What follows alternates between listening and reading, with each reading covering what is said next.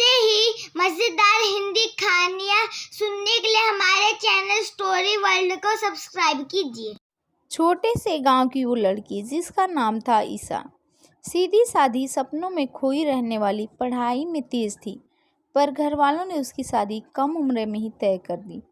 लड़का था देव, एक समझदार, पढ़ा लिखा और आत्मनिर्भर युवक। शादी के बाद ईसा का सपना था कि वो आगे पढ़े, कॉलेज जाए, अपने लिए एक पहचान बनाए।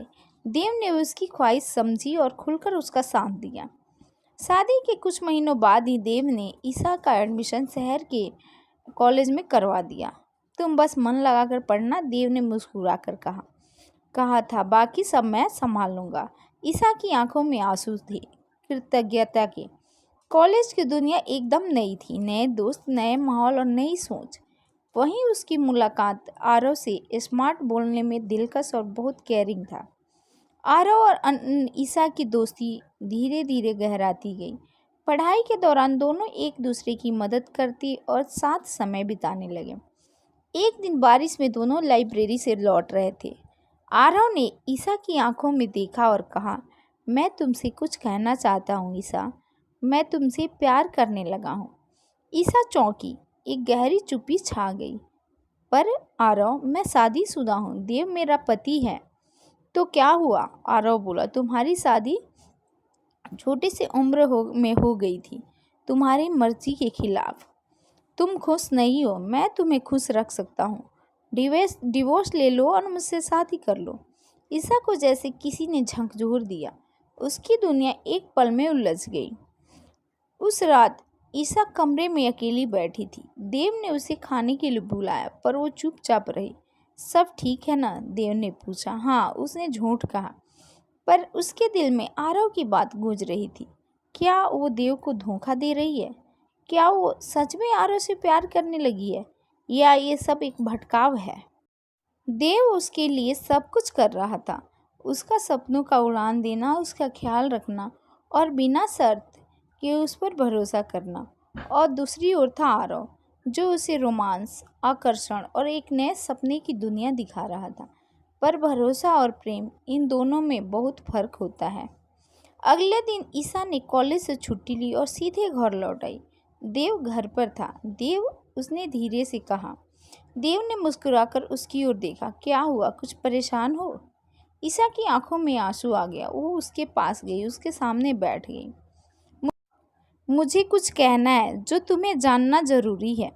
देव थोड़ा गंभीर हो गया। कॉलेज में मेरी एक दोस्ती हो गई है। आरव नाम का लड़का है, वो बहुत अच्छा है, मदद करता है और उसने मुझसे प्यार का इजहार किया है। देव की आंखें पल भर को स्थिर हो गई। और देव ने शांत स्वर में पूछा। उसने कहा कि मैं तुम्हें डिवोर्स दे दूं और उससे शादी कर लूं, लेकिन मैंने मना कर दिया। मैं ऐसा नहीं कर सकती, मैं तुम्हें धोखा नहीं दे सकती।